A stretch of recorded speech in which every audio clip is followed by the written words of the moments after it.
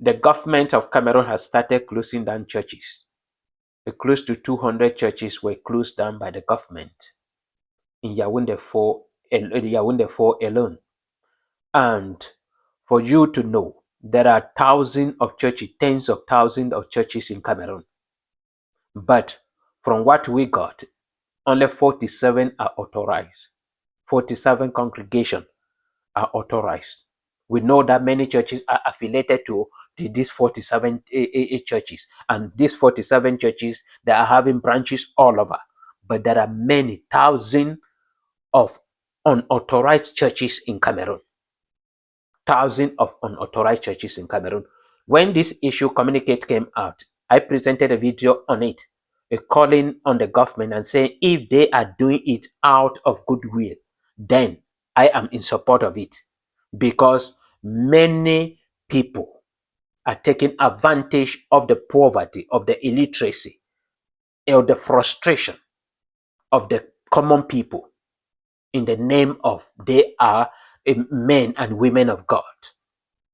And they are instead pushing many below poverty line and into their grave. I saw this news on DW Africa. I have searched for the communicate all over. I have not seen it, but when I will see the communicate directly from the ministry, I'm going to talk about it again. But if this is your first time joining TFA Talking Point, please subscribe to our channel.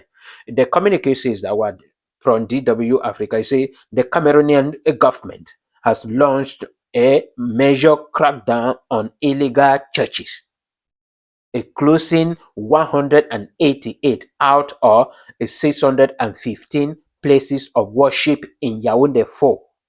This is only in Yaounde 4 alone.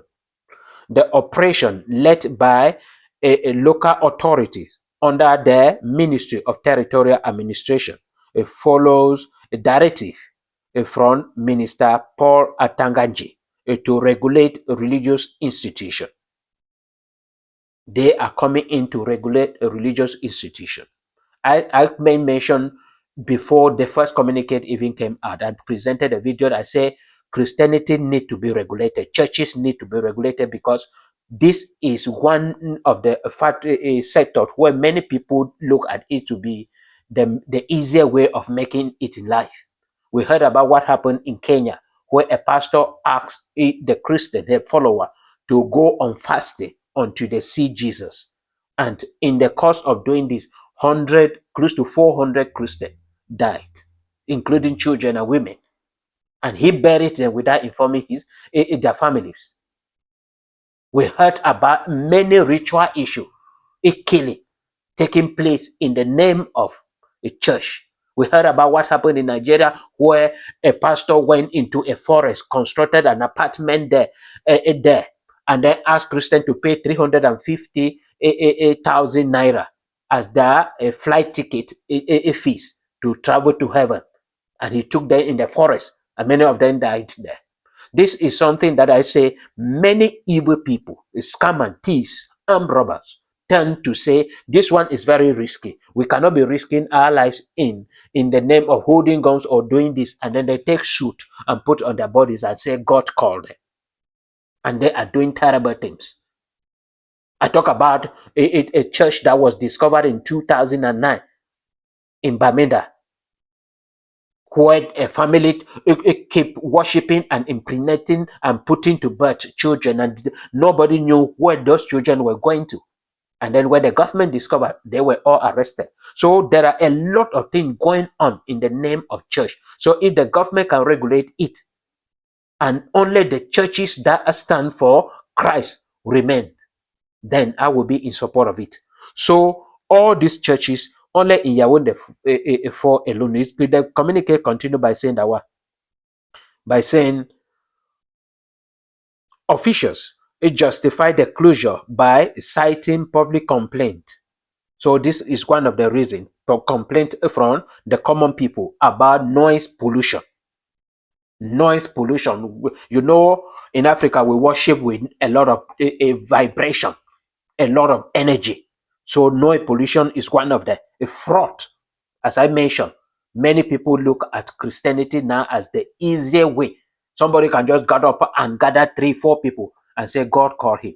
ask them to sow seed, ask them to give offerings, give tithes, give this, give this, give this, buy anointing oil, buy anointing this. This is fraud. And that is what the government cited. And then family disruption. The disrupt many families. You can just get up and pastor prophesy that your wife is responsible for your downfall, or your mother is responsible for your downfall. This person is responsible, and families scatter, and enmity come in, and many people are separated as family, linked to unregulated revival churches.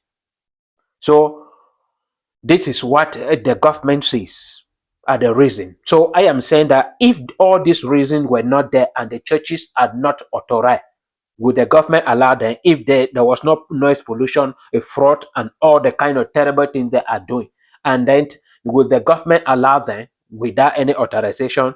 This is something they have to. They should hold their point on they are not authorized. If a church is involved in anything that is against what they are preaching, the church should be closed down, whether authorized or not authorized. It continued by saying that currently only 47 religious congregations are officially recognized by the government.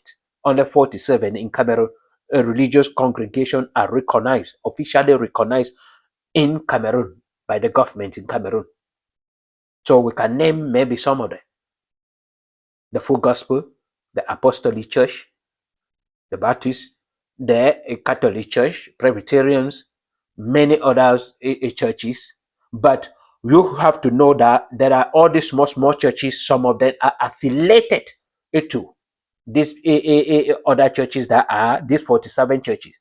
So there are people that are running their personal ministry, but that personal ministry is affiliated to either the Cameroon Baptist Convention, or either to the Presbyterian Church, or either to the Full Gospel, or whatsoever. So we continue by saying that why authorities argued the move is necessary to protect citizens. Affected churches claim they are being unfairly targeted. Despite having freedom of worship enshrined in its constitution, the legalization of churches in Cameroon, only the president can authorize churches. The last church was legalized in 2020 in Cameroon. So I am in support of such thing if they are doing it out of goodwill, and if they know how to do it, where corruption will not be there, where favoritism will not be there, where tribalism will not be there, where nepotism and all these dirty things will not be there. But if they do it genuinely, that if they want to go into the closure of churches, whether a church is legalized but involved in fraud, involved in some kind of things that are not biblical, the church should be closed down. That should be the motive of it. But if a church is not legalized and the church is truly preaching Christ, the one of the things they should give the church time to legalize, and the legalization of churches should be something very simple. It should not be complicated, that they have to allow it in the hands of the president. So if I want to open a church in Furawa, I have to travel and come to Yaounde to deposit my document for the president to sign. And just imagine how difficult it is to see the president of the Republic of Cameroon, not to talk of authorizing your church. So it is something very difficult and complicated, but they should struggle by all possible means to legalize their church. If there is no way, struggle and affiliate your church under another church